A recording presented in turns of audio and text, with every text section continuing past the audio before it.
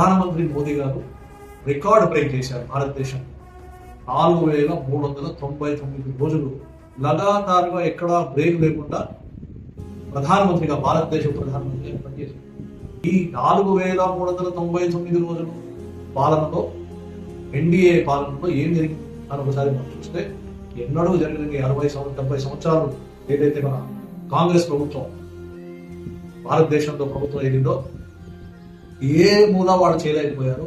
ఇప్పుడు మనం చూస్తే 2014 సంవత్సరంలో 11వ స్థానంలో, ఆర్థిక స్థానంలో ఉన్న మన భారతదేశము శ్రీ నరేంద్ర మోదీ గారి నాయకత్వంలో అంచెలంచెలుగా 11 నుంచి 10 నుంచి 9 అలాగలా దిగుతూ 5వ స్థానానికి వచ్చి ఆ తర్వాత ఈ రోజు మనం 4వ స్థానం, యావత్తు మొత్తం ప్రపంచంలో ఆర్థికంగా 4వ స్థానంలో ఈరోజు మనం చూస్తున్నాం.